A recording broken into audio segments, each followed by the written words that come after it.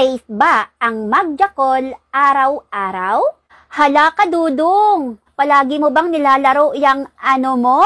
Naku, baka naman pagdating kay Inday, wala ka ng gana. Kasi naman palagi mong nilalaro yang ano mo. Alam nyo, sa totoo lang, ang pagbabati araw-araw ay nagpapasaya sa sarili sa bawat haplos nito. Ginagawa ito ng dalawang klase, mapasinggil ka man o meron kang kapareha. Ginagawa ito sa pribadong lugar, lalo na kung siya ay nag-iisa lamang. At ang pinakamaganda pa dito ay hindi ka nahahawaan ng sakit.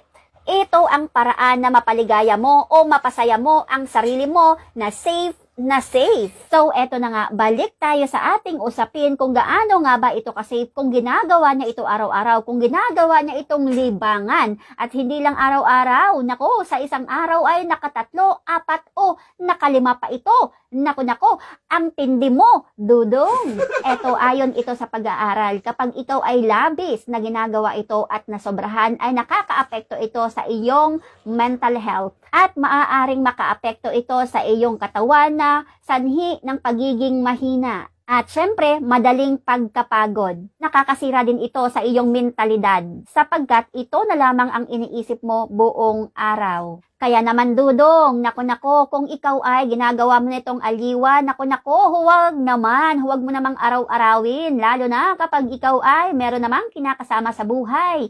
Imbis na yan ang atupagin mo, tumulong ka na lamang sa iyong asawa o sa iyong partner. O di kaya, kung wala ka namang partner sa buhay, ay mas maganda na mag-exercise ka na lamang, pumunta sa gym, o dyan na lamang sa iyong bahay na mag-exercise ng mga simpleng gawain dahil yan ay exercise na rin. Nako, ikaw, Dudong, ha, huwag namang ganun. Alam mo kasi, kapag palagi mo yung ginagawa, ay nakakadulot talaga yan ng hindi maganda sa iyong katawan at syempre, lalo na sa iyong mental health.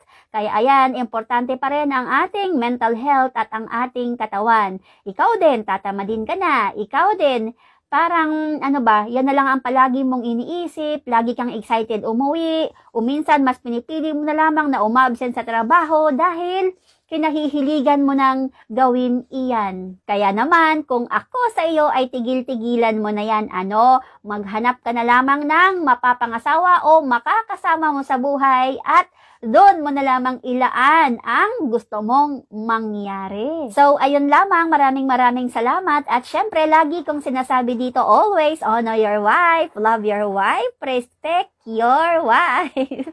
So, ayun, kung ikaw hindi ka pa nakapag-subscribe, please naman, i-subscribe mo naman ako. I-click mo na yan, at i-like mo na yan, i-share mo na yan. Maraming salamat. Lagi po tayong mag-iingat. Bye!